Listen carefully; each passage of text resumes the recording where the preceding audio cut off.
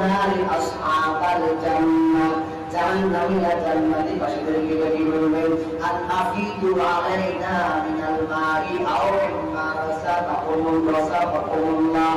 ও জান্নাতীরা ভাই, এই যে আল্লাহ পাক রব্বুল আলামিন তোমাদেরকে পানি দান করেছেন, আও মিম্মা রাযাকাকুমুল্লাহ, অথবা আল্লাহ প্রদত্ত জীবিকা তোমাদেরকে দান করেছেন, একটু আমাদেরকে দাও, আমরা একটু সামান্য পানি দিয়ে তৃপ্তি দাও, একটু আমাদেরকে খানা দাও।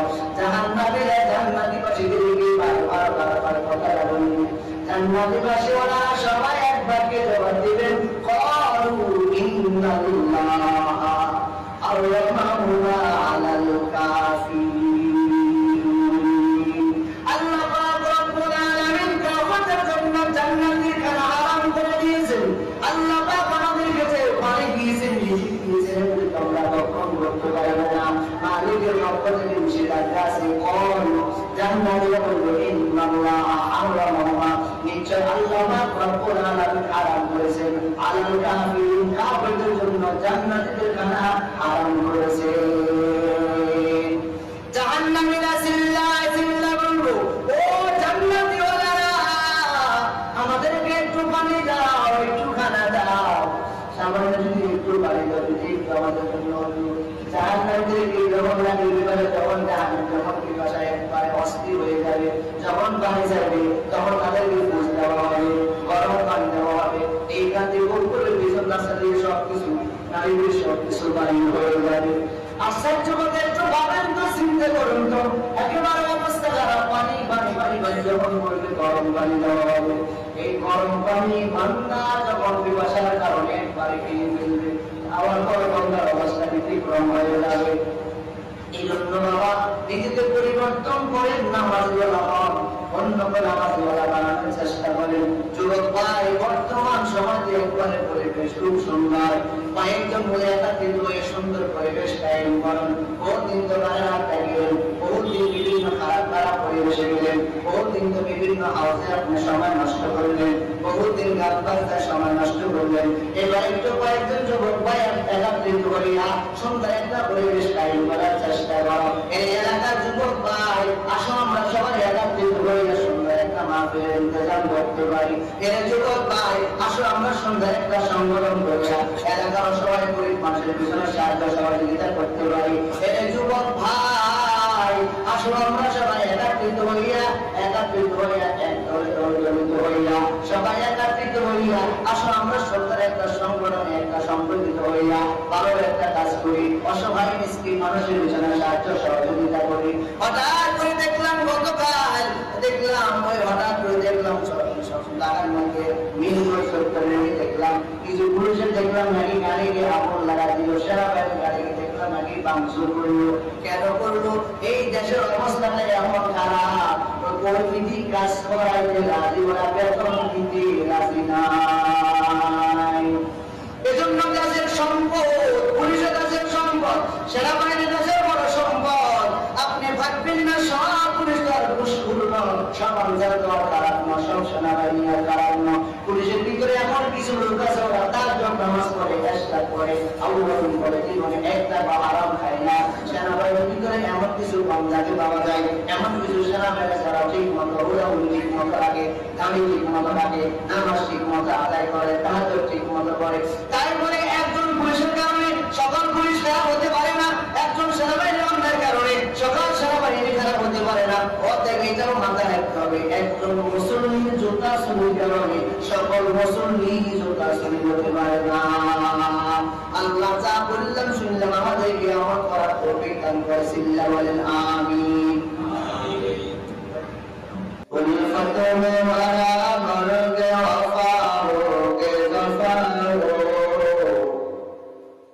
हर चीज में लज्जत है अगर दिल में मजा हो,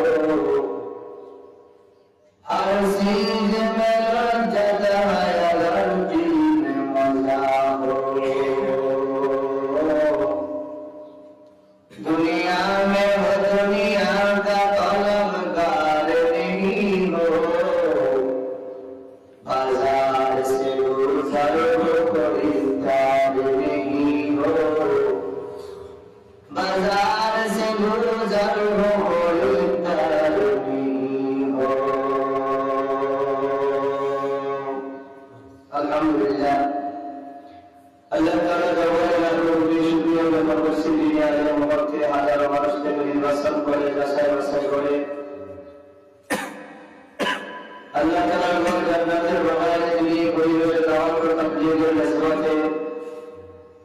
সুন্দর পরিবেশ আমাদেরকে সমবেত হওয়ার সুবর্ণ সুযোগ প্রদান করছেন। মহান আল্লাহ সুবহানাহু ওয়া তাআলার দরবারে অন্তর স্তরে শুকরিয়া জ্ঞাপন করছি, আলহামদুলিল্লাহ। আজকের আলোচনার বিষয়বস্তু হল জান্নাতি এবং জাহান্নামীরা কথা বলে।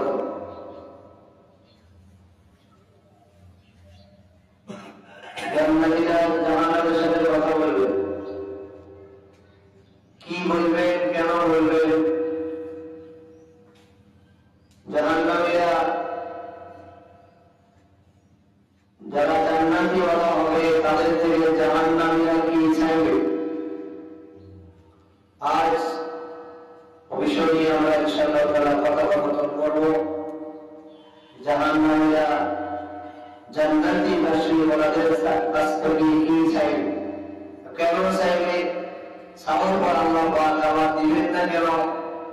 না দিয়ে আল্লাহ কি ঘোষণা করেছেন সে কথা বলি আল্লাহ পাক কোরআন ও কারিমের মধ্যে নিয়ে আসছেন। পরবর্তী কথা হলো, আমি আল্লাহ তাআলার দরবারে চলে যেতে আমার কি হবে? আমি মালিকের দরবারে চলে যেতে হবে, আমি কি নিয়ে যেতে হবে? যদি বিষয়ের উপর আমাদের আস্থা থাকবে ইনশাআল্লাহ তাআলা। সামনে আছে, সামনে ভবিষ্যৎ আছে, মনোযোগ দিয়ে হৃদয়ের গভীর থেকে কথাগুলি শ্রবণ করবেন, মনের কান দিয়ে শুনবেন, তখন আপনার জন্য উপকার হবে, আমারও লাভ হবে, আশাবাদী ইনশাআল্লাহ তাআলা।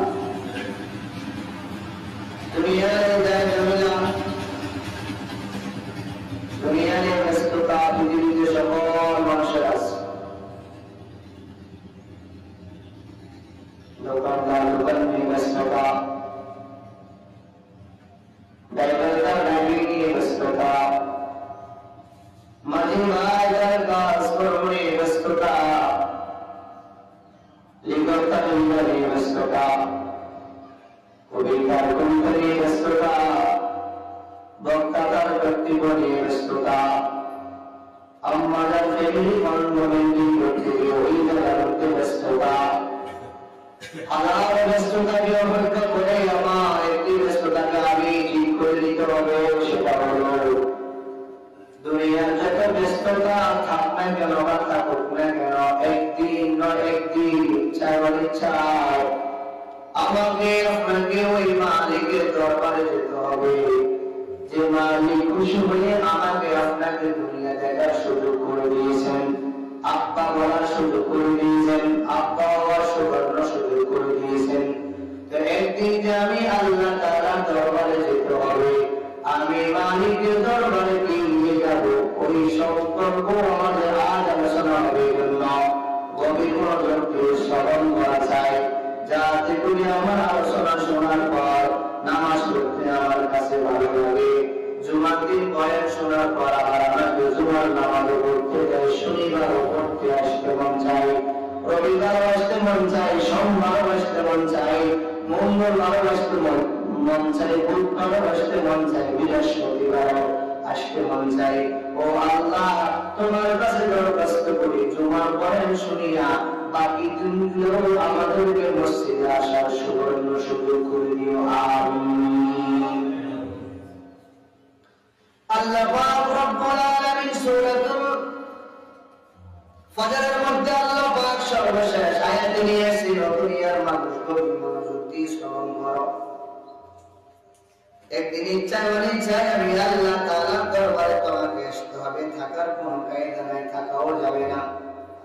আল্লাহ পাক রব্বুল আলামিন বলেন, দুনিয়ার মানুষ কষ্ট করে আমার সুখ হয়।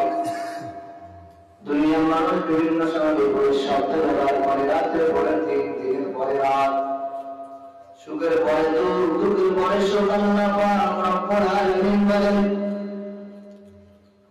فإن مع العسر يسرا إن مع العسر يسرا فإن مع العسر يسرا إن مع العسر يسرا নিশ্চয় কষ্ট সাথে বা কষ্টের পর আছে সুস্থ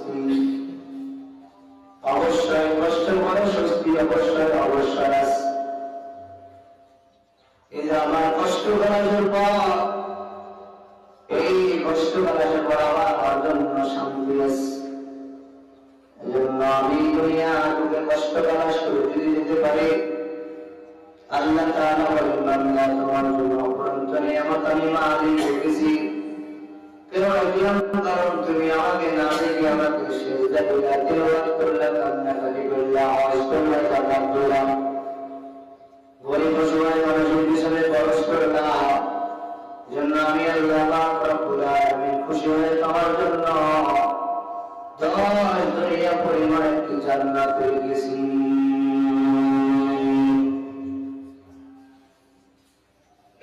এখন ইমানদার সামান্য পরিমাণ ইমান নিয়ে যদি দুনিয়া থেকে কবরে যায়, সামান্য পরিমাণ ইমান নিয়ে কবরে যাওয়ার কারণে আল্লাহ পাক রব্বুল আলামিন তার দুনিয়া পরিমাণ ওই নিম্ন পরিমাণ ইমানওয়ালা ব্যক্তিকে একটা জান্নাত দান করবে। সুবহানাল্লাহ। বয়ান শুনতে রাজি বান্দা নামাজ পড়তে রাজি নয়, বয়ান শুনতে রাজি বান্দা আমল করতে রাজি নয়। এই জন্য আমরা মাঝে মাঝে বলি মানার জন্য জানার জন্য মানা জরুরি। আপনি জানেন তো জানতে হবে, না জানলে আপনি মানবেন কিভাবে? এই জন্য আমার অনেকগুলি রুল আছে, স্কেল আছে, নিয়ম কানুন আছে, এইগুলি আমি মাথায় রাখতে হবে। দুনিয়া আমি করবো কোরআন হাদিস মোতাবেক, ব্যবসা বাণিজ্য করবো নবীর সুন্নাহ মোতাবেক, ফ্যামিলিতে সমাজ দিব, ফ্যামিলির দিন করবো নবীর তরিকা অনুযায়ী, কারণ আমাদের নবীজি দুনিয়াতে সব কিছু দেখায় দিয়েছে। সংসার কিভাবে করবা, ফ্যামিলি কিভাবে মেনটেন করবা, সন্তানের হক, স্ত্রীর হক, কামনার হক আল্লাহ পাক কোরআনের জায়গায় জায়গায় বর্ণনা করে দিয়েছেন বান্দার সুবিধার্থে। এজন্য আমি মাথায় রাখতে হবে, বর্ণনা করবো, ফ্যামিলি করবো, ব্যবসা বাণিজ্য করবো, রাজনীতি করবো, যা কিছু করবো, যদি আমি নবীর তরিকার দিকে ফলো করি তাহলে আমার রাজনীতিক সাকসেসফুল, ব্যবসা বাণিজ্য সাকসেসফুল, খামার সাকসেসফুল। ভালো ভালো কাজগুলি আমার নবীর সুন্নাত অনুসরণ করলে আমার সব কাজগুলি আশা করি সফল কাম হবে। আর বান্দা যদি বান্দার মন মতো চালায়, নিজের গাড়ি নিজের মন মতো চালায়, তাহলে ওইখানে কোনো শান্তির আশা করা যায় না, সাকসেসফুল আশা করা যায় না, সফল হওয়ার কাম্য করা যায় না। কারণ বান্দা তুমি দুনিয়াতে চলতে হবে, কাউকে না কাউকে অনুসরণ করে চলতে হবে। দুনিয়াতে অনুসরণ করে সারা সারা যাবে না, দুনিয়াতে কাউকে অনুসরণ করবো। যদি তো দুনিয়াতে নাই, সাহাবায়ে কেরাম নাই, তো কাউকে অনুসরণ করবো। নবী বলেন আনা খাতামুন নবিয়্যিনা লা নাবিয়্যা বাদি, নবীজি বলেন আমি শেষ নবী, আমার পর আর কোনো নবী আসবে না। নবী কেন অনুসরণ করবেন? ওলামায়ে কেরাম অনুসরণ করবেন। ওলামায়ে কেরাম পর্যায়ে স্টেজ থেকে তাবলীগের মাধ্যমে দ্বীনি পরিবেশে আপনাদেরকে মাঝে মাঝে দিক নির্দেশনা দিয়ে দেবেন, এই কাজটা এইভাবে করবেন, এই কাজটা এইভাবে করবেন, এইভাবে ব্যবসা বাণিজ্য করবেন, এইভাবে ব্যবসা বাণিজ্য করলে আপনার জন্য মঙ্গল হবে, এইভাবে আপনি সাহস করলে আপনার জন্য ভালো হবে, এইভাবে আপনি দোকানপাট করলে আপনার জন্য ভালো হবে, এইভাবে ঘর সংসার করলে আপনার জন্য উপকার হবে, এইভাবে রাষ্ট্র পরিচালনা করলে আপনার জন্য সফল কাম হবে। আপনি যদি বলেন না না না, আমি আমার মন মতো নিজের মন চাইতে গাড়িকে নিজের মন মতো ব্যবহার করবো, কোনো সমস্যা নাই। কারণ গাড়িওয়ালা এক জায়গা করে দিল, ওইখানে কতগুলো নিয়ম কানুন মাথায় দিল।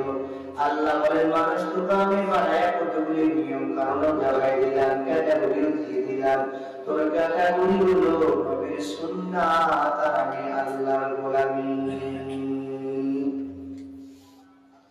তোমার ক্যাটাগরি আমি আল্লাহ পাক বলে দিলাম, এই ক্যাটাগরি অনুযায়ী যদি দুনিয়ার জিন্দেগি পরিচালনা করতে পারো তোমার জন্য শান্তি আর শান্তি, যদি না মানতে পারো তোমার জন্য অশান্তি। কারণ দুনিয়াতে নামাজ না পড়লে কেউ কাউকে কিছু বলে না, বরং দাওয়াত দেওয়া হয়, হওয়াজের কথা বলা হয়, গিরবাতের কথা বলা হয়, সুদের কথা বলা হয়, ঘুষের কথা বলা হয়, বেপরদা থাকবেন না বলা হয়। নামাজ কালাম আদায় করবেন, মেসওয়াক করবেন, ঠিক মতো নামাজ পড়বেন, আল্লাহ আপনার জন্য জান্নাত তৈরি করে রেখেছেন। আর মালিক জান্নাত বানাইছেন বান্দাদের জন্য, মুত্তাকিদের জন্য, কাফিরদের জন্য আল্লাহ জান্নাত বানান নাই। ওয়াইদাত লিল মুত্তাকিন, আল্লাহ পাক রব্বুল আলামিন মুত্তাকিদের জন্য জান্নাত বানাইছে। আর জাহান্নামের ইন্ধন হবে দুইটি মানুষ, মানুষের অনুপাত হবে জাহান্নামের ইন্ধন হবে। ওই জাহান্নামের ইন্ধনের মধ্যে মানুষ যেভাবে যদি মানুষের যদি সিরিয়ালের ভিতরে আমার নাম যদি পড়ে যায় আমার জন্য বিপদ। আল্লাহ বলেন মানুষ আমি 8টি জান্নাত তোমার জন্য বানাই রেখেছি, এটার মধ্যে আবার আমি স্তর দিয়েছি, একটা স্তর থেকে আরেকটা অনেক উপরে। আবার আমি আল্লাহ 8টি জান্নাতের পর আবার জাহান্নাম 7টি বানাই রেখেছি। কেন আমি রেখেছি? কারণ দুনিয়ার মানুষ যখন তাকে দেখবেন গরু ছাগল খেত খামার নষ্ট করলে মানুষ ভিন্ন জায়গায় এটাকে আবার অ্যাক্সিডেন্ট করে অন্য জায়গায় নিয়ে যান, এটাকে মনে মাঝে মাঝে অন্য জায়গায় এটা জরিমানা করা হয়, অন্য জায়গায় এটাকে বন্ধন করে রাখা হয়। তো আল্লাহ তাআলা বলেন এই দুনিয়ার গরু যখন নাকি অন্যায় করে ভিন্ন জায়গায় বেঁধে রাখা হয়, তারপরে জরিমানা করা হয়। তো আল্লাহ বলেন আমি যে 7 জাহান্নাম বানাই রেখেছি, এই জন্য 7 জাহান্নাম বানাই রেখেছি। তারা দুনিয়ার জিন্দেগি দুনিয়ার আয়েশ মতো চালাইবা, মাথায় রাখিও তোমাকে ওই 7 জাহান্নামের ভিতরে প্রবেশ করতে হবে। সাবধান। আল্লাহ পাক রব্বুল আলামিন সূরাতুল ফাজরের ভিতরে বলেন ইয়া আইয়াতুহান নাফসুল মুতমাইন্না। আল্লাহ পাক রব্বুল আলামিন বলে প্রশান্তময়, আল্লাহ পাক রব্বুল আলামিন বলে প্রশান্ত আত্মা, হে ভালো মানুষ বলারা, হে প্রশান্তি আত্মা, ইরজিই ইলা রাব্বিকি রাদিয়াতান মারদিয়া, তুমি আল্লাহ পাকের কাছে আইবা, তবে সাবধান আল্লাহ পাকের কাছে কেমনে আইবা? তুমি যে প্রতিপালকের নিকট ফিরে এসো শান্তি ও সন্তুষ্টি ও প্রিয় পাত্র হয়ে আল্লাহ দরবারে আসিও, এলোমেলো হয়ে আসিও না। কারণ তুমি নিশ্চয়ই ইচ্ছা বা ইচ্ছায় নির্দিনের চিন্তায় আমি আল্লাহর কাছে আশা রাখবো।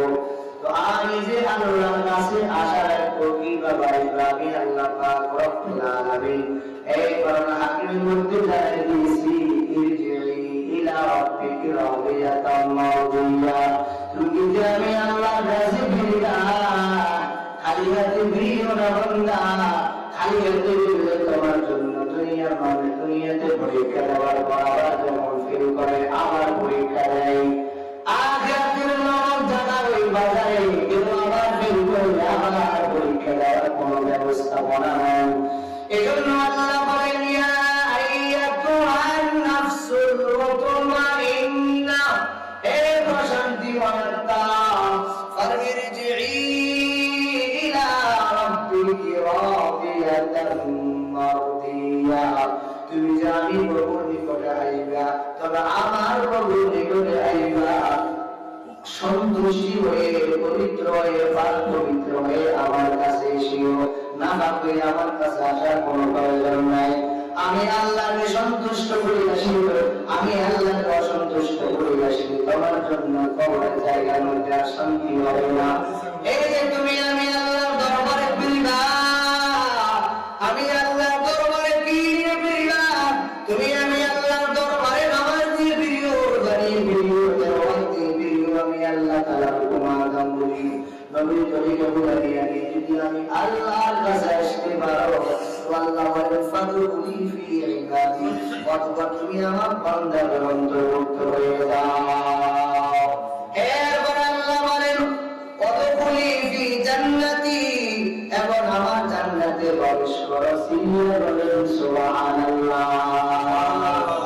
জান্নাতের কথা বলার আগে আল্লাহ বলেন আমি তিন কথা বললাম, প্রশান্তি মন, হে প্রশান্তি আত্মা, তুমি যে আমি আল্লাহর দরবারে ফিরবা, তো আমি আল্লাহর দরবারে খালি খালি ফিরিও না, কারণ কবর বন্ধু নাই, বাকি নাই, ওই কবর সাথী নাই, আত্মীয় স্বজন কেউ নাই, একা একই ঘর, নির্জনতার ঘর, শান্তির ঘর, ওই কবরে একা একই থাকতে হবে। ঈমান আমল মজবুত করে গেলে কবর তোমার জন্য জান্নাতের বাগান হবে, এগুলো পরিবার তোমার জন্য জাহান্নামের গর্ত হয়ে যাবে। এই জন্য যতটুকু সম্ভব সাধ্য পরিমাণ চেষ্টা করবেন ভালো ভালো কাজগুলি করার জন্য। আল্লাহ পাক বলেন লা ইউকাল্লিফুল্লাহু নাফসান ইল্লা ওয়াসআহা। এরে গোলাম আমি আল্লাহ পাক রব্বুল আলামিন বান্দার উপরে এমন কিছু জিনিস দেই না, এমন কাজ দেই না যে কাজটা করতে বান্দার জন্য কষ্ট হবে। লা ইউকাল্লিফুল্লাহু নাফসান ইল্লা ওয়াসআহা। আমি আল্লাহ পাক এমন কাজ দিলাম যে কাজটা বান্দার জন্য করাটা সহজ হবে। এই জন্য নামাজ পড়াটা সহজ, আমি বান্দাকে সহজ কাজ দিয়ে দিলাম। এই জন্য কি ব্রাজিলের ভিতরে নামাজ থাকতে তাহলে বান্দা কেমন শুরু করে পাওয়া যাইতো না। এখন তো 24 ঘন্টার ভিতরে মাত্র 5 ওয়াক্ত নামাজ, তাও সময় লাগে 45 মিনিট। কত সুন্দর সিস্টেম দেখেন। আপনি ফজর পড়লেন, ফজর পড়ার পর আল্লাহ বলেন যাও ফজর থেকে 10টা থেকে আবার 1:30 মুহূর্ত পর্যন্ত তিনি সব সংসার করে কোনো সমস্যা নাই। আবার নামাজ কালাম 1:30 বাজে নামাজ শেষ করি আবার আসর মুহূর্তে দিতে সময় দাও। বাজার করা, সংসার করা, তোমার অন্য যাবতীয় কাজ করে কোনো সমস্যা নাই। আবার আসর নামাজ পড়ি না, তুমি তো আমার ব্যক্তিগত কাজে চলে যাও, বিভিন্ন কাজগুলি তুমি নাকি হয়ে যাও, কোনো সমস্যা নাই। এরপর তুমি সব সমস্যাগুলো মিটাইয়া মাগরিব নামাজ পড়ে আমার দোকান করে অন্য জায়গায় সময় যাবো, তুমি তোমার ব্যক্তিগত কাজগুলি করো। আবার মাগরিব নামাজ শেষ করিয়া এশার নামাজ পড়ে তুমি লম্বা একটি ঘুম দিয়ে দাও। লম্বা ঘুম দেওয়ার পর যখন ইমাম সাহেব, যখন মুয়াজ্জিন সাহেব, যখন মসজিদে যাবেন বলবেন, মসজিদ থেকে এলান দিবে আসসালাতু খায়রুম মিনান নাওম। এরে বান্দা ঘুম হইতে নামাজ পড়ো। এই আল্লাহ পাকের হুকুমটা যখন নাকি এলান আপনার কানে আওয়াজ দিল, সাথে সাথে আমি ঘুমকে হারাম করে নাকি মসজিদে এসে দাঁড়িয়ে পারেন।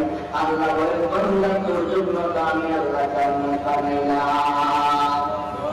তাহলে কাজ থেকে মানে সহজ। জোহর থেকে আসর লম্বা গ্যাপ, আসর থেকে মাগরিব আবার লম্বা গ্যাপ, মাগরিব থেকে এশা আবার লম্বা গ্যাপ, এশা থেকে পরে আবার লম্বা গ্যাপ। এই গ্যাপের ভিতরে আল্লাহ বলেন সারাক্ষণ মসজিদ তার কথা বলি নাই, তার ঘন্টা আমি তো আল্লাহ জানি তো ছেলে আছে, বাচ্চা আছে, এদের ভীষণ করে সবার দিতে হবে। যা ফ্যামিলি মেনটেন করতে হবে, দোকানদার দোকান করতে হবে, মানে তার বড় নৌকা চালাইতে হবে, ইমাম সাহেব তার ব্যক্তিগত কাজ করতে হবে, তাই ড্রাইভিং করতে হবে, আম্মা রান্নার ফ্যামিলি কন্ট্রোল করতে হবে। কোনো সমস্যা নাই।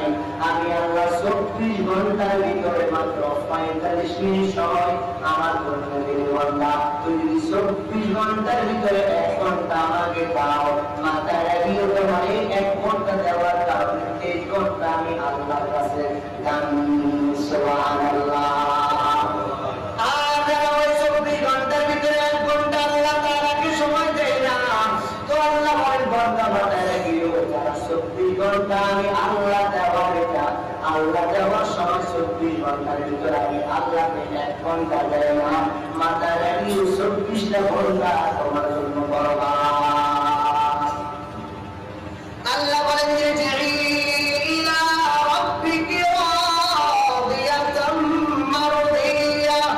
হে গোলাম, তুমি যে আমি আল্লাহ পাকের দরবারে উঠিবা, তেমনি আমি আল্লাহর কাছে যে আইবা, কি নিয়ে আইবা? আমি আল্লাহর কাছে যে আইবা রাদিয়াতাম মারদিয়া, আমি আল্লাহকে সন্তুষ্ট করে আসিব। এমন কাজ করে আল্লাহ তোমার উপরে সন্তুষ্ট, বরং তুমিও আল্লাহর উপরে সন্তুষ্ট, আল্লাহ তোমার উপরে সন্তুষ্ট। এমন কাজ করে যদি দুনিয়াতে আসতে পারো, আল্লাহ বলেন ফাদখুলি ফি ইবাদি, এর বান্দা হতে তুমি আমার বান্দাদের মধ্যে অন্তর্ভুক্ত হয়ে যাও। ওয়াদখুলি জান্নাতি, এর বান্দা তুই জান্নাতে প্রবেশ কর। আল্লাহ বলেন বান্দা দুনিয়ার সকল কাজ আমি আল্লাহ সহজ করে দিলাম।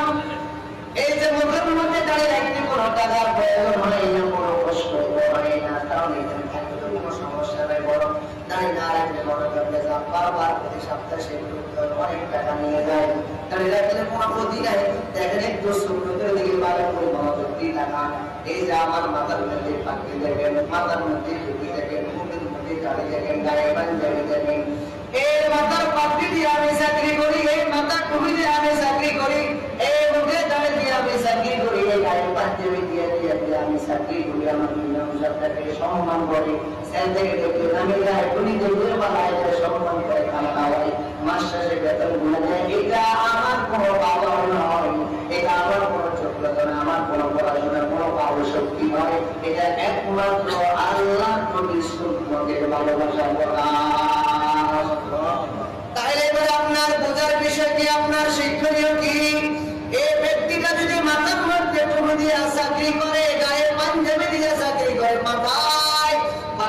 যদি চাকরি করে প্রতিযোগিতা কেউ যদি চাকরি করতে পারে তাকে আমরা সবাই সম্মান করতে পারি। এই নকশাটাকে ভালোবাসি, মহাব্বত করি, মাসালে খানা খাওয়াই, বিভিন্ন জায়গায় থেকে তাকে সম্মান শ্রদ্ধা করি। তাই আমি যদি আল্লাহ বান্দা হইয়া নবীর খাঁটি উম্মতের একটি সুন্নাতগুলো পালন করি, আমারও সম্মান সবার চাইতে আরো বাড়বে না কমবে? অবশ্য অবশ্য বাড়বে। এজন্য আল্লাহ বলেন কুল ইন্না সালাতুল ইনকুম তুহিব্বুনাল্লাহ ফাত্তাবিউনি ইউহিব্বুকুমুল্লাহ ওয়া ইয়াগফির লাকুম যুনুবাকুম ওয়াল্লাহু গফুরুর রহিম।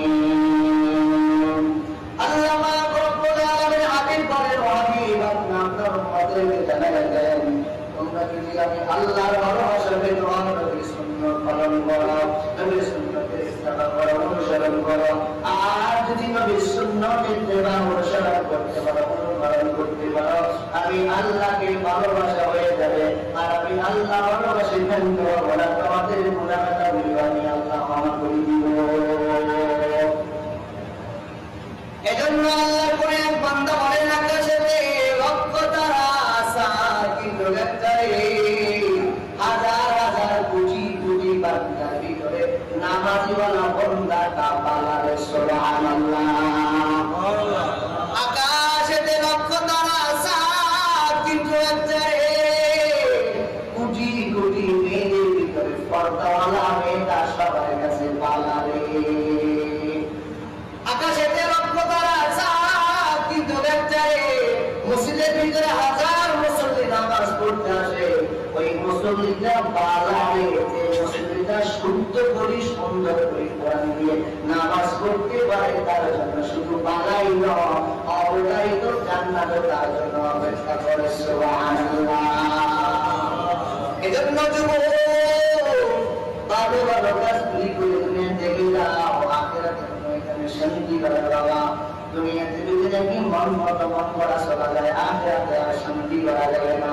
কারণ গাড়ি ড্রাইভার ড্রাইভিং করতে চিন্তা করে আমার এখন এই পাশে আমি গাড়ি চালাইতে হবে, আসার সময় আমার এই পাশটা উঠবে, তো আজান দিলে বন্ধুর চিন্তা করে আমি এখন নামাজ পড়তে হবে। আমার নামাজ যখন শেষ হবে বাইলা প্রতিদিন সলাত প্রফাম তাশির ফিল আরফি ওয়া তাও মিন ফাদলিল্লাহ। আবার যখন নামাজ শেষ হবে, এবার তার নামাজ যখন শেষ হয়ে গেছে, ব্যক্তিগত ফ্যামিলির জন্য চলে যায়। এই জমিনে নেমে যাও, তুমি তোমাদের যে সন্তান করো, তুমি তোমাদের যে বংশধর করো, যাও জমিনে নেমে যাও, তুমি তোমাদের দিকে জন্য বিভিন্ন কাজে দুনিয়াতে হয়ে যাও।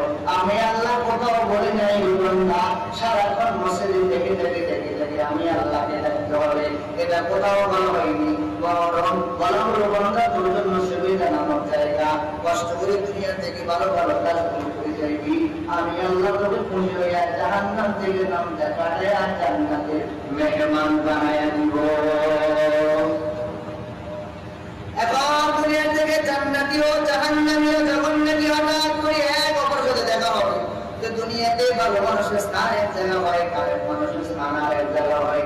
দুনিয়াতে ধনী গরিবের নাই ব্যবধান, আখিরাতে দুনিয়াতে ধনী গরিবের নাই, ওই দুনিয়াতে ধনী গরিবের নাই পরিচয়। আখিরাতে দুনিয়াতে ধনী গরিবের হয় পরিচয়, আখিরাতে ধনী গরিবের নাই পরিচয়। দুনিয়াতে কে গরিব টাকাওয়ালাকে পয়সাওয়ালা মানুষের বিবেচনা করে, এই ব্যক্তিটা টাকাওয়ালা, এর জায়গা জমি বেশি, এর ছেলের কাছে বিল্ডিং করে, ছেলে চাকরি। দুনিয়াতে ধনী গরিবের হয় পরিচয়, আখিরাতে ধনী গরিবের নাই পরিচয়। আখিরাতের ময়দানে কে ইমাম সাহেব, কে মুসল্লি, কে ডাক্তার, কে রোগীর পরিচয় হবে না, আখিরাতের পরিচয় হবে ঈমান ও আমল নিয়ে। মুসলিম শরীফের হাদিস, নবীজি বলেন قال رسول الله صلى الله عليه وسلم يا فاطمة أنقذي نفسك من النار فإني لا أغني عنك من الله شيئا। নবীজি সাল্লাল্লাহু আলাইহি ওয়াসাল্লাম বলেন, আমার কলিজার টুকরা ফাতেমা, ইয়া ফাতিমা ইয়া ফাতিমা আনকিজি নাফসাকি মিনান নার, এই আমার কলিজার টুকরা ফাতেমা, আনকিজি নাফসাকি মিনান নার, তুমি নিজেকে নিজের জাহান্নামে বাঁচার জন্য চেষ্টা করো। ফাইন্নী লা উগনি فإني لا أغني عنك من الله شيئا কারণ তোমাকে আমি বাঁচাইতে পারব না। যে নবীকে সৃষ্টি না করলে পুরো কায়নাত আসমান জমিন কিছু হতো না। وفاطمة سيدة نساء أهل الجنة رضي الله تعالى عنها ফাতেমার পরিচয় ফাতেমা হবে জান্নাতের মহিলাদের সরদারনী। আর রাদিয়াল্লাহু তাআলা আনহুর স্ত্রী হাসান হোসেনের আম্মা জান জান্নাতের মহিলাদের সরদারনী। এত কিছু বাবার গুণ হওয়া সত্ত্বেও নবী বলেন ও ফাতেমা আনবি নাফসাকি মিনান নার, তুমি তোমাকে জাহান্নাম থেকে বাঁচানোর চেষ্টা করো। ফাইন্নী লা উগনি আনকি মিনাল্লাহি শাইআ, কারণ তোমাকে আমি জাহান্নাম থেকে বাঁচাইতে পারব না। এ আব্বা জান নির্বিঘ্নে সিন্দা নামাজ আদিয়া ঘুমান, নির্বিঘ্নে সিন্দা আজান শুনেও মসজিদে আসেন না, ভালো ভালো কাজগুলি করেন না, দিন ধর্ম মানেন না, আল্লাহর হুকুম মানেন না, কোরআন পড়তে পারেন না, একটু শোনার কি আপনার কপালে সুযোগ হয় না, নামাজ পড়তে পারেন না, নামাজ ওয়ালাদেরকে ভালোবাসার সুযোগ আপনার হয় না, মাদ্রাসা পড়তে পারেন না, ওয়ালাদেরকে কি ভালোবাসার সুযোগ হয় না। এ আব্বা জান সময় তো সবার যায়, আমি কত পাইতে আপনাদেরকে বললাম যে লোকটা সকালবেলা ইলিশ মাছ দিয়ে ভাত খাইল, আর যে লোকটা আজকে সকালবেলা একবার ফান্ডা লবণ দিয়ে খাইল, ওই লোকটার সময় যায় আর ওই বন্ধার সময় যায়। এজন্য বলেন দুনিয়াতে ধনী গরিবের হয় পরিচয়, আখিরাতে ধনী গরিবের নাই কোনো পরিচয়।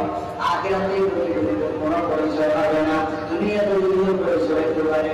মোহাম্মদের আব্বা জান, ইমাম সাহেবের আব্বা, মেম্বার সাহেবের আব্বা, সেলফার সাহেবের আব্বা, টাকাওয়ালার আব্বা, দুবাওয়ালার আব্বা, দুনিয়াতে পরিচয় হয়, আখিরাতের মধ্যে কোনো পরিচয় হবে না। এইখানে সবাই লাশ উলঙ্গ করতে হবে, হাসর ময়দানে সবাই উলঙ্গ করতে হবে। আম্মা জান আয়েশা সিদ্দিকা রাদিয়াল্লাহু তাআলা আনহা নবীকে প্রশ্ন করেন, ওগো নবী সবাই কি উলঙ্গ? জি হ্যাঁ, সবাই উলঙ্গ করতে হবে। ইমাম সাহেব উলঙ্গ, মুসল্লি উলঙ্গ, এমপি সাহেব উলঙ্গ, প্রধানমন্ত্রী উলঙ্গ, সকল নবী উলঙ্গ, হাসর ময়দানে বলবে। আম্মা জান আয়েশা সিদ্দিকা রাদিয়াল্লাহু তাআলা আনহা নবীকে প্রশ্ন করেন, ওগো নবী কি কেউ কি মাঝে তাকাবে না? নবী বলেন, আয়েশা না না না, কেউ কারো দিকে তাকাইবার কোনো সুযোগ হবে না, কারণ সবাই বিপদগ্রস্তের মধ্যে পড়া আছে। ওয়ালা তাজিরু ওয়াজিরাতুন বিজরা উখরা, কিয়ামতের ময়দানে কেউ কারো বোঝা বহন করবে না।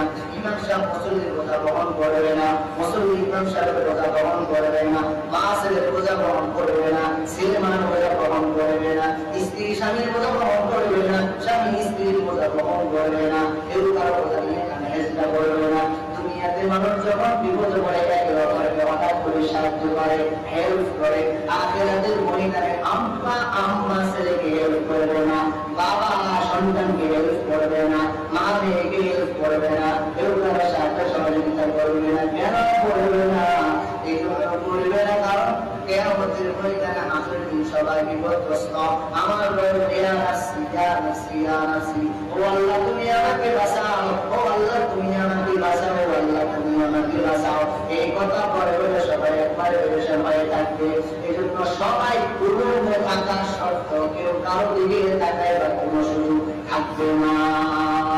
ওয়ানাদা আসহাবুন নারি আসহাবাল জান্নাতি আন আফিদু আলাইনা মিনাল মাই আও মিম্মা রাযাকাকুমুল্লাহ ক্বালু ইন্নাল্লাহ হারামাহুমা আলাল কাফিরিন। কিয়ামতের ময়দানে ওয়ানাদা আসহাবুন নার, কিয়ামতের ময়দানে জাহান্নামীরা জান্নাতীদেরকে ডেকে বলবে, জান্নাতীবাসী ভাই, ওয়ানাদা আসহাবুন নার আসহাবাল জান্নাহ, জাহান্নামীরা জান্নাতীবাসীদেরকে ডেকে বলবে, আন আফিদু আলাইনা মিনাল মাই আও মিম্মা রাযাকাকুমুল্লাহ। ও জান্নাতীরা ভাই, এই যে আল্লাহ পাক রব্বুল আলামিন তোমাদেরকে পানি দান করেছে,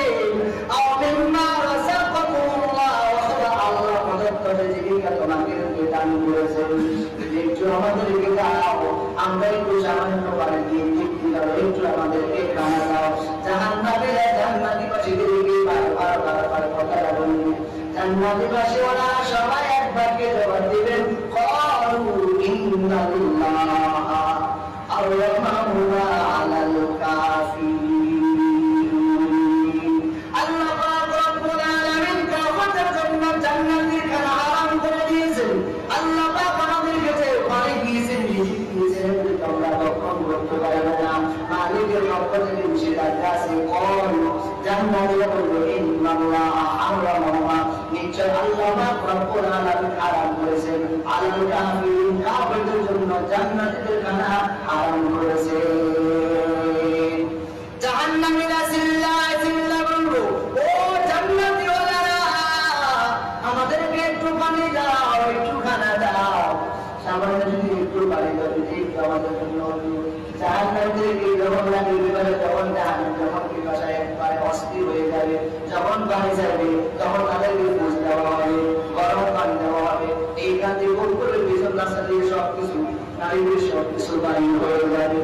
আশ্চর্য কথা, একটু ভাবেন তো, চিন্তা করুন তো, একেবারে অবস্থা খারাপ। পানি পানি পানি পানি যখন বলবে গরম পানি দেওয়া হবে, এই গরম পানি বান্দা যখন পিপাসার কারণে একবারে খেয়ে ফেলবে, আবার পরে বান্দার অবস্থা ব্যতিক্রম হয়ে যাবে।